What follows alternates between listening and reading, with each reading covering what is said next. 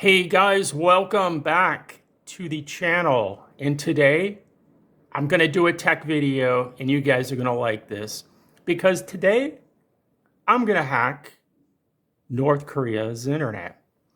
Yep, we're going to scope out the entire country's internet and I'm going to do it from this computer. And yeah, guys, it's going to be interesting because a lot of you have been asking me for do a tech video again. Back in the end of June was when I first intercepted North Korean TV on this satellite dish. And all that content has all come through this dish right here. And North Korea, their content, it just keeps on giving. And that's why I kept doing it. And I'm going to continue to do it on a daily basis. A lot of people love the content.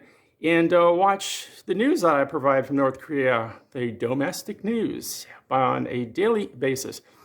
Now, getting back to what we're going to do here.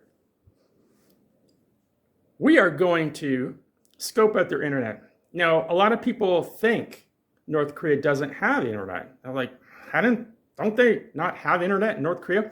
Well, they actually do have internet. Their internal network has gateways on it. So there are resources and websites on their internal network that are exposed to the outside world. Now, you have to understand how the internet works. It's kind of like the router in your home. Think of it that way. They've got their internal network. However, they are using public IP address space as well. So it isn't really an intranet like some people think. It really is actually, they are connected to the internet. And if you are a guest in the country, you travel there as a tourist, you can actually have internet in your hotel room. It's not cheap from what I've heard, but they do have internet into hotels. And if you're a high-ranking government official, you probably have access to the internet as well. So here we go, guys. I am going to start playing around with the internet in North Korea. Now, this website is their airline, and it's actually hosted on a server in North Korea. And this is going to give me all the information I need to know to start hacking their network. And first of all, you can see the domain name ends with a .kp. .kp is the top level domain for the country of North Korea.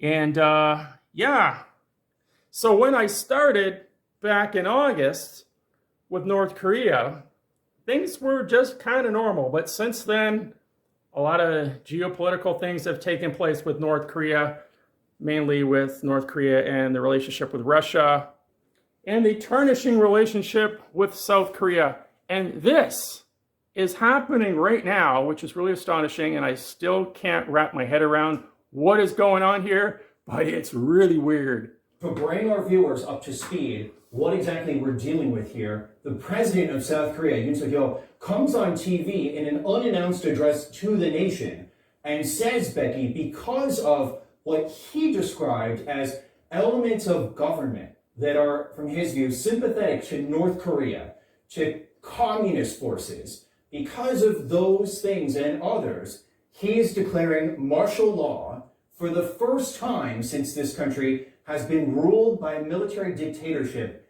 in the 1980s. Now, we are trying to sort through what this means for democracy in this bastion of democratic rule in East Asia. I live about just a couple minutes away from where we're broadcasting from. There are police, Becky, who are on their phones, calling their captains, calling their colleagues, asking, what are they to do? What does this mean? What is going on in the building that I live in? And when you're just walking through the streets, there are people who are running to their families' homes to be with them, to figure out what to do to be close to loved ones in this moment that is unprecedented. Wowee, I think the president of South Korea has lost his mind. Something weird is going on over there, and it's to do with North Korea. So here we go, guys. Let's get to work. Stick around. Here we go. Okay, guys, let's start getting to work here. And yeah, this is the national airline of North Korea, Air Koryo, I guess it's called. So let's take a look here. This is kind of interesting, I thought. There's one flight from Russia here, from Vladivostok, and it's 229 US dollars. Interesting. Why is it not in rubles? I wonder why. Because Kim is not stupid. He wants hard currency. He wants the green bucks, and US dollars is what they want. Nobody wants rubles anymore. So, okay, here we go, guys. Now, the first thing we're going to do is, like I said, .kp is the top level domain of North Korea. So I'm going to copy this, and we're going to go over here to the DNS checker, and I'm going to put that in there. And the first thing we're going to do is we're going to look for the IP number, and there it is, 175.45.176.69. And this IP number over here, guys, that is not my IP number. So please don't post in the comments, "Oh my God, Peter, you're exposing your IP number," or whatever. No, it's my VPN. So we go down here, and for some reason, you cannot see this website in Mexico. Probably something to do with Mexico. But in Seoul, South Korea, this website is not viewable. I wonder why. So the next level of hackery, we are going to look at the name servers. And there we go. So it shows that that domain is running its own name servers, name server 1 and 2. So that is interesting. So let's go back here and look at the A record again, and then we're going to add ns1 which is the name server, and let's see what the IP number is. And it is the same subnet, but .9, as we see in the other. The website host was .69. So let's go look at name server 2 and see what they have for an IP number. And it is .8. Wow. Really very, very simple. Everything is on the same server probably. Yeah, you're supposed to have different subnets for different name servers for diversity, but they obviously don't have any diversity here. Okay, so let's take this IP number, and very helpful because it's going to tell us right now who owns this IP number, or who it's not. You don't really own public IP address space. You kind of do, but it's assigned to you. I mean, people do sell and buy IP numbers, but it is assigned by ARIN and certain other regulatory agencies around the world. And the name is star.k. Oh, okay, Star. Yeah, that makes sense. Is the owner.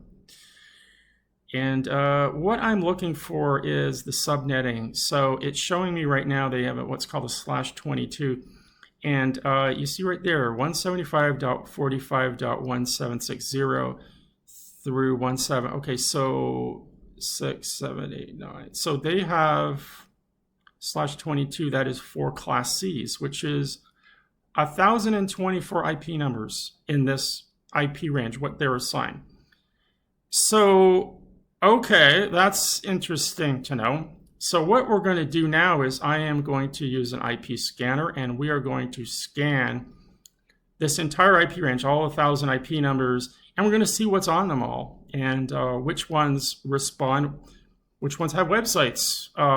We might find something interesting. So that's the next thing I'm going to do. I'm going to set up a script here called Angry IP Scanner. And actually, something I'm going to do before we get to that, I'm going to go back here and grab that. And I'm going to open a terminal window. And I'm going to do what's known as a trace route. And you can do it too on your computer. You just get open a terminal window and go trace and then RT for route space, and then put in. And here we go. Now this could take a while, so I might actually cut it here and speed things up, because this could take 10 minutes. But it's going to show us the route from my VPN server to North Korea. Now, I'm pretty sure once we get into North Korea, they're going to filter, they're not going to allow us to ping. But we're going to at least gain some information on, where they're routing through.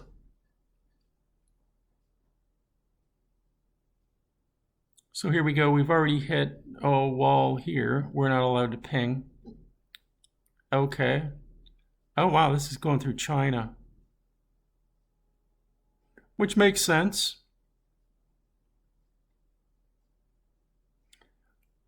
Now, a ping I did earlier actually went through Russia. So they're using Russia and China as their gateways. I heard there was 2 gateways, so that's probably the 2.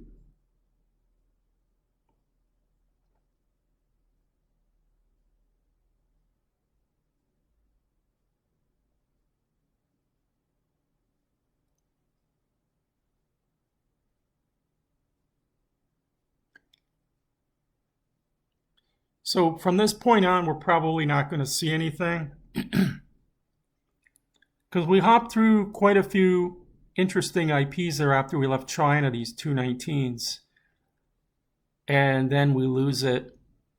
So they're hiding where they are. But anyways, that's interesting to know. So let's move on now and let's run the IP scanner on the entire North Korean, on their entire 1,024 IP numbers. Okay, stick around, guys. Here we go.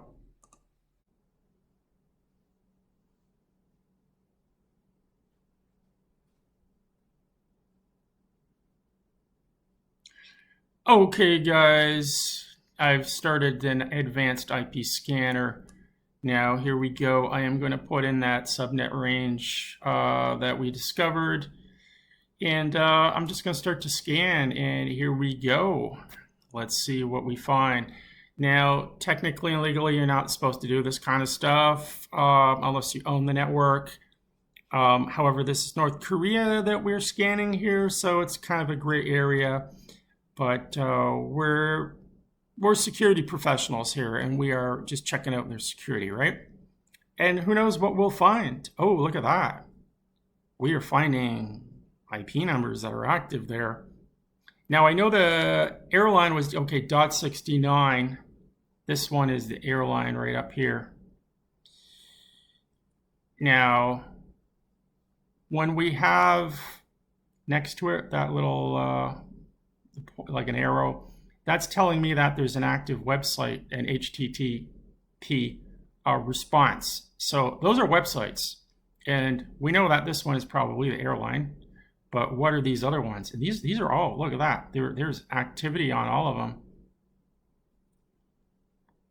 And we're in the 176, and then we go in the 177 range. Look, the .1. That's interesting. That could be a router or some kind of gateway, the .1. Look at that. Interesting.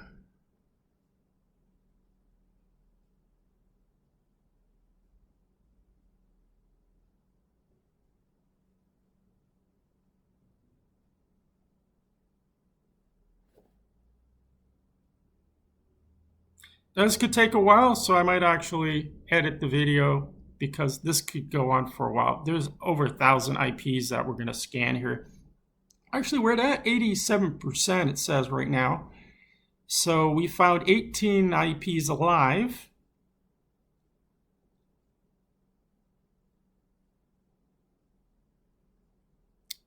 So we're almost done here, 100%. Cool. Okay. So we already know that this, okay, it's an Apache server. Apache 2 server. Yeah, okay, so that's the airline. Let's go back to the scanner here. Let's check this one here. Okay, KCNA, that's their news. And the same version of Apache, so they're on the same server together. There is their news site. Let's look at number 2. Oh, we've got an ISS. Oh, IS7? That's oh, I haven't seen that in a while. An IS7. That is a Windows 2008 server, guys, and that is really out of date. That's end of life a while ago. That's vulnerable. Hopefully they're not. Yeah. Okay, guys. So again, back to the Apache server. This is all on the same server, all of these things. Here we go. Again, that's like the news site again. What is this? What? Yeah, again, that's Apache server. Okay. Something to do with ships or something. Let's go to the next one here. Oh, now they're running an Nginx server. Okay, yep. Welcome to Nginx.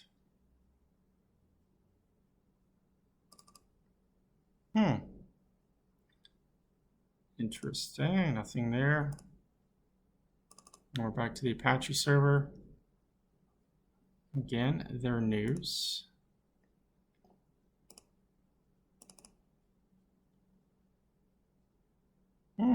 This is actually in English. Architecture. Okay, that's cool.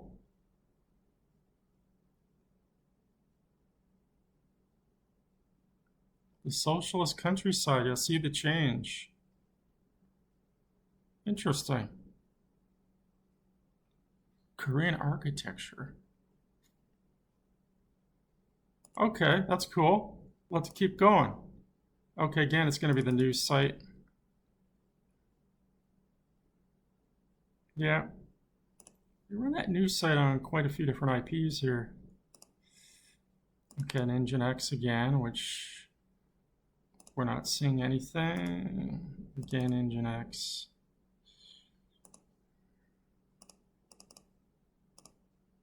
Oh, an FTP server.